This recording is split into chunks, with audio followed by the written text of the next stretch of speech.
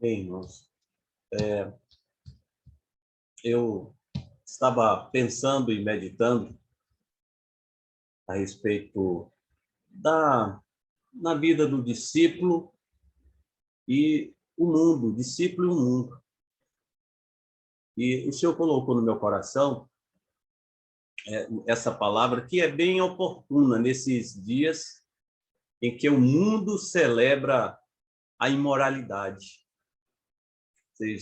Acho que vocês já notaram essa produção em prol da iniquidade, ela avança a galopes nas mídias sociais. O advento da internet, ela massificou a propagação de tudo o que é contrário aos princípios bíblicos. Aborto, drogas, divórcio, homossexualidade. Eu tenho uma impressão que uma sombra se expande por todo o planeta Terra. E a internet, ela tem, ela tem proporcionado esse avanço dessa nuvem. Hoje, praticamente, segundo o IBGE, o brasileiro tem, em média, 2 aparelhos celular. Seria o proporcional, né? A proporcionalidade. 2 aparelhos por per capita. Toda casa hoje tem um televisor. Num passado recente, isso há 40, 50 anos atrás, nossos irmãos entenderam lá atrás que era melhor abolir a televisão. No entanto, não surtiu nenhum efeito. E aí eu fiquei pensando, se estamos no mundo, como devemos, o que a Bíblia fala, o que Jesus fala da nossa posição, né, enquanto discípulos. Então, o objetivo nosso nessa manhã não é trazer soluções para frear essas diversas formas invasivas desse sistema mundano sobre nossas vidas e sobre as nossas casas. Nossa intenção é mais esclarecedora sobre a nossa condição diante de Deus, o que nos fará que nos posicionemos melhor neste mundo vil. Eu queria trazer como um texto de referência o que está descrito lá no livro de Pedro, 1 Pedro 1,16. Está escrito assim: sejam santos, porque eu sou santo. Pedro, ele vai repetir o que Deus disse a Moisés, que está registrado lá no capítulo 19 do livro de Levítico. Naquela ocasião, o Senhor mostra como ser santo na vida cotidiana.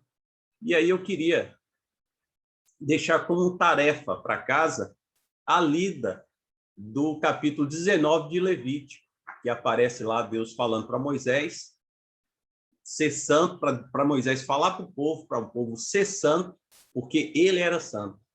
E lá tem, como dissemos, o Senhor trata de comida, de roupa, de conduta, de sexualidade, de oferta.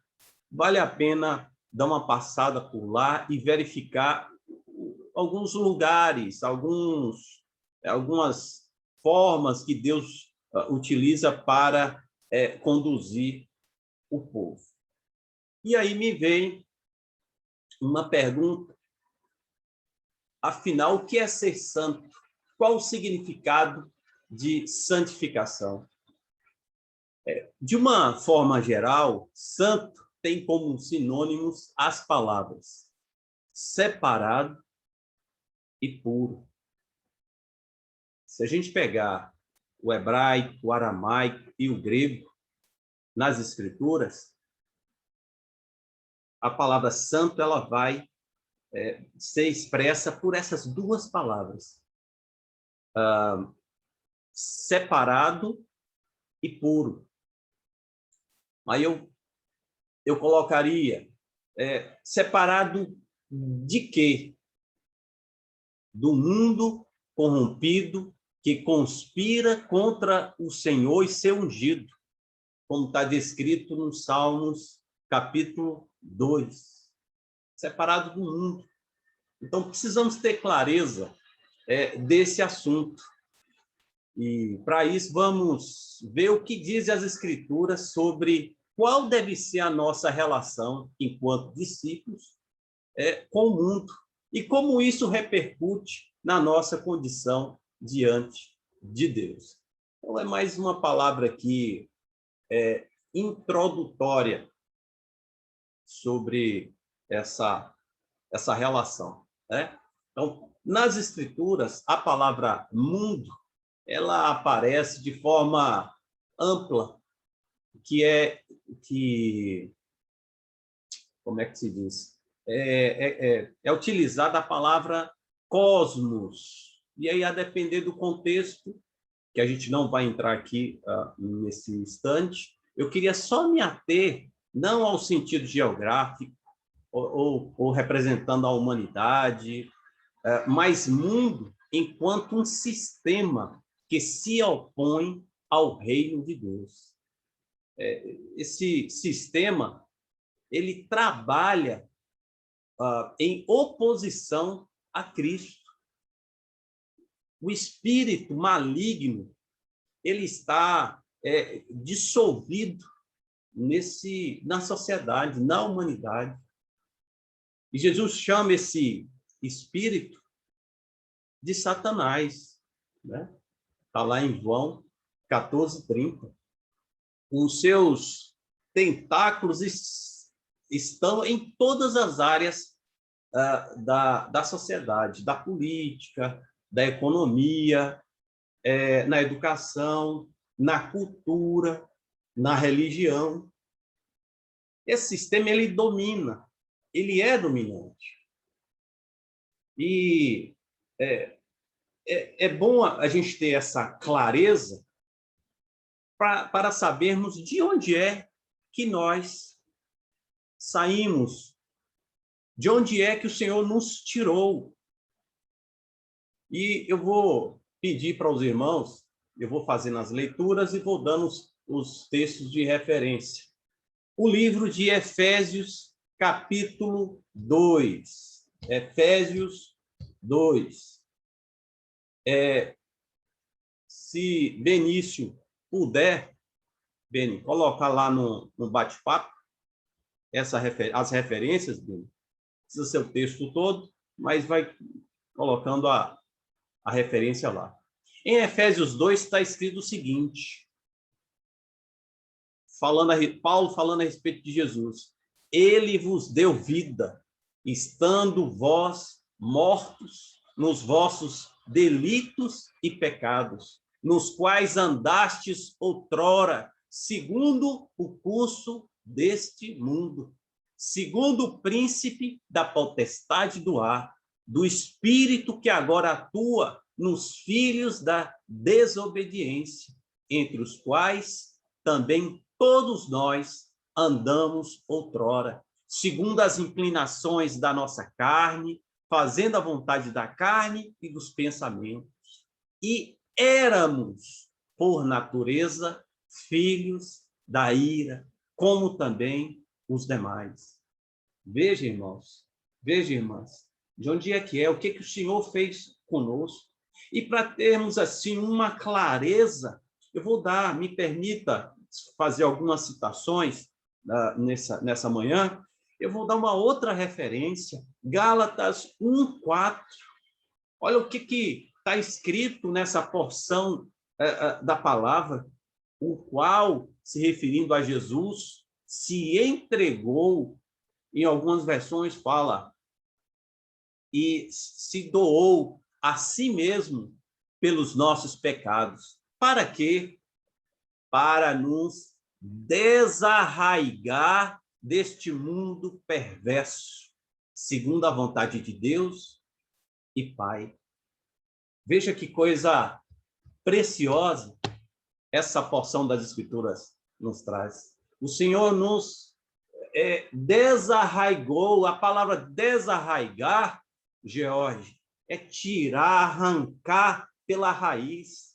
Estávamos plantados no mundo, mas o Senhor nos desarraigou, nos tirou do mundo.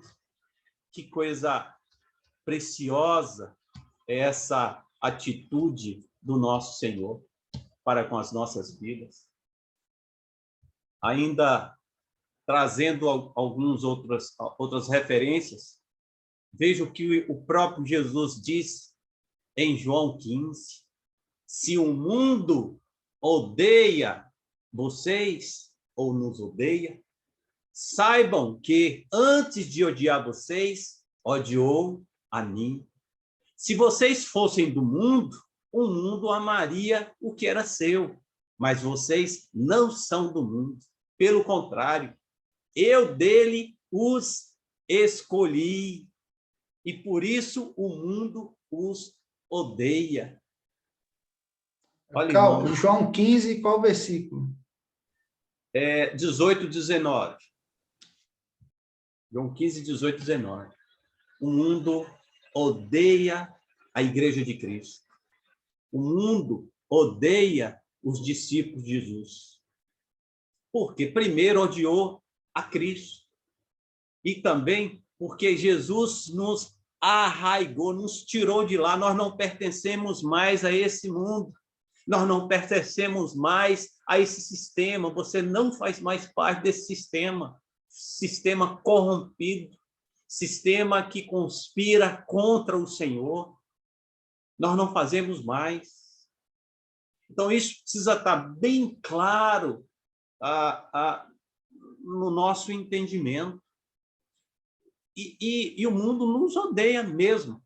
Eu vou pegar aqui um aspecto, né? Se no aspecto político brasileiro, hoje em dia, quem se posiciona em um espectro é odiado, imagine a respeito desse aspecto espiritual, né? Mas os meus vizinhos, eles gostam de mim. Eu não estou me referindo, quando eu falo em mundo, eu não me estou me referindo a pessoas, não a pessoas, mas o próprio sistema. Numa turma de uma faculdade, da escola, no ambiente de trabalho. Eu repito, não estou me referindo aqui a um indivíduo, a pessoa, na vizinhança. Eu estou me referindo aqui à humanidade. Ela odeia a Jesus e os seus seguidores. Por quê? Porque nós somos contrários a essa lógica que o mundo toma. Então, portanto, apresentamos, nesse momento, esse sistema mundano. Agora, sobre a nossa relação com o mundo, me permita trazer mais alguns textos. Benício, 1 João 2,15, está escrito: não amem o mundo, nem as coisas que há no mundo. Se alguém amar o mundo, o amor do Pai não está nele. Não amemos ao mundo. Mas há uma inclinação, e eu não sei se hoje vai ser possível falarmos sobre isso, se não fica para um segundo momento. Há uma inclinação nossa. Mas eu queria pegar esse verso de 1 João 2 e juntar com Tiago 4,4, que diz: infiéis, não compreendeis que a amizade do mundo é inimiga de Deus? Aquele, pois, que quiser ser amigo do mundo, constitui-se inimigo de Deus. Ó, irmãos, não devemos nos enganar. O pecado ainda causa efeito em nós. Não podemos agir como a mulher de Ló. Vocês lembram dessa passagem, né? A mulher olhou para trás, lá em Sodoma. Ela olhou para trás e se transformou numa estátua de sal. Eu queria lembrar também, tem um texto assim que está ali quase que escondido. Mas lá em Atos, capítulo 7, a pregação de Estevão. E ele falando, fazendo uma trajetória histórica, ele fazendo uma narrativa histórica. E aí ele a gente se depara lá em Atos 7:39, e num aspecto interessante, falando sobre o povo que estava no deserto, e o deserto representa o mundo. O povo era escravo do faraó, estava sendo escravizado no Egito. E aí Deus tira esse povo de lá através do libertador que prefigura Jesus, que é Moisés, que foi um instrumento de Deus para conduzir o povo no processo de santificação. E veja o que está escrito nessa referência, Atos 7:39. Mas nossos antepassados, Estevão se referindo àquele povo, se recusaram a obedecer a Moisés. Pelo contrário, rejeitaram-no e em seus corações voltaram para o Egito. Ou seja, o povo estava geograficamente fora do Egito, mas os seus corações se voltaram para o Egito, se voltaram para o mundo. Irmãos, isso certamente gerou uma tristeza no coração do pai. Voltar para o mundo. O Senhor, ele é santo. E nós, o seu povo, precisamos andar em santidade. Isso é agradável ao Senhor. Então, a santificação é um fato, e aqui eu queria trabalhar um pouquinho sobre isso. A santificação é um fato e, ao mesmo tempo, um processo. Então, para aqueles que se renderam aos pés de Cristo, aceitando o seu governo, passaram a ser vistos por Deus como santos. E é interessante que a santidade quem determina é o Senhor. Corremos um risco, e a gente já percebeu isso na história, do homem querer elementos externos para demonstrar santidade. Não, irmãos. A santidade, a referência é o próprio Deus, é como Deus nos vê. Então, como discípulos de Jesus, como lavados pelo seu sangue, já somos santos. Somos santos. Conheci a Cristo hoje, me tornei santo. Duas referências. Hebreus, capítulo 10, verso 10, diz assim: pelo cumprimento dessa vontade, fomos santificados por meio do sacrifício do corpo de Jesus Cristo, oferecido uma vez por todas. Então, o texto fala do passado. Então, santo foi um fato.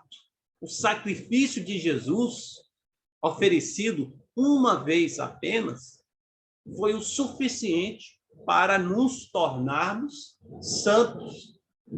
E uma outra referência, hoje eu estou assim muito Bíblia mesmo, 1 aos Coríntios, capítulo 6, 11, diz assim: assim foram alguns de vocês, mas vocês foram lavados, foram santificados, foram justificados no nome do Senhor Jesus Cristo e no Espírito de nosso Deus. Amém? Está no passado. O Senhor nos lavou e por isso somos santos. Já não estamos no mundo, nesse sistema mundano. O Senhor nos arraigou, nos tirou desse sistema. Então, precisamos ter esse entendimento. E como tais, precisamos nos santificar. Precisamos andar, né, com aquilo que agrada o Senhor. Então, santificação ou santidade enquanto fato, enquanto passado. Embora seja um fato ocorrido no passado, santificação também tem um aspecto processual. Por isso, precisamos nos santificar. E aí eu quero trazer uma fala de Jesus lá na oração sacerdotal de João 17. João 17. Deixa eu pegar aqui a referência completa. Essa oração de Jesus, na verdade, ele começa lá em João 13 e vai até João 17. E aí Jesus fala o seguinte: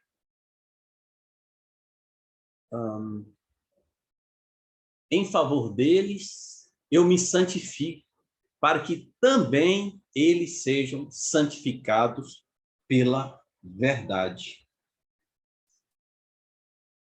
Jesus dizendo que ele se santificou para que nós, ele se referindo aos discípulos, mas se aplica a nós, que também sejamos santificados. Aqui fala de processo.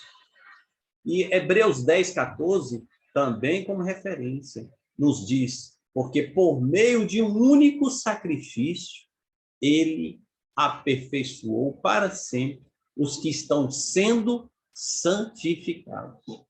Enquanto estivermos aqui, neste mundo, precisamos nos santificar. E eu vou terminar essa parte. O João 17, qual versículo? João, eu não falei a referência. Não, versículo né? Não. Tá, mas a gente acha agora. A partir do verso 15.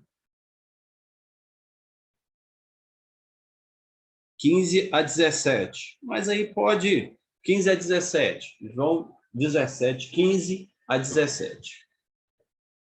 Em outro momento, a gente vai nos deter sobre esse processo de santificação. Santificação da nossa conduta, santificação dos nossos pensamentos, das nossas ações, santificação ou santo na nossa maneira de falar, na nossa maneira de agir, sobretudo, santo quando estamos sós.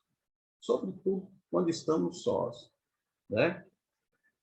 E aqui eu quero terminar dizendo que para o Senhor não dá para ser como um dizer popular. Eu já escutei isso, acho que você também já. Aqueles chamados crente ou crentes Raimundo, um pé na igreja e outro no mundo. Se Raimundo não se santificar, separando-se do mundo, os anjos do Senhor virão num dia esperado separar o joio do trigo. Eu digo isso com temor, temor e tremor. Não dá para vivermos mornos. Deus detesta essa condição de ficar um pouquinho. Não, eu ando um pouquinho por aqui, mas ando também por aqui. Não dá. Somos santos, o Senhor nos tirou do mundo, não podemos fazer como aquela mulher de Ló, olhando as coisas do mundo, contemplando as coisas do mundo. Né? E aí eu concluo com essa passagem que está no último capítulo da Bíblia. A Bíblia fala do início ao fim sobre essa condição de Deus, que Ele é santo, e qual deve ser a nossa. E lá em Apocalipse, capítulo 22, verso 11, está escrito: continue o injusto a praticar injustiça. Continue o imundo na sua imundícia. Continue o justo a praticar a justiça. E aqui eu ponho vou sublinhar, continue o santo a santificar-se. Amém? Quem está sujo, vai para a lama. É isso que o Senhor está dizendo. Não quer se render? Então vai para a lama. Mas nós que somos santos, precisamos nos santificar e buscar esse caminho da santificação. Porque só dessa forma poderemos agradar a Deus. Amém? Eu poderia, e aí eu falei que era a conclusão, mas eu já estou aqui antecipando também sobre esse processo de santificação. Não é, isso vamos falar no segundo momento, não é estabelecermos uma lista do que devemos fazer, ou melhor, do que não devemos fazer. Elencar 10 mandamentos e procurar seguir. Não. A santificação, ela está pautada no conhecer a Deus, no admirar, olhar para Ele, mirar. Ele está na nossa frente, Ele está distante, e eu devo admirá-lo, me aproximar, amá-lo, não ficar preocupado com não fazer isso, não fazer aquilo outro, mas em estar na presença dele. E na presença dele somos santificados. Amém? Que o Senhor possa estender essa palavra em nossos corações, que o Senhor possa estar gerando temor nas nossas vidas. Amém? Amém.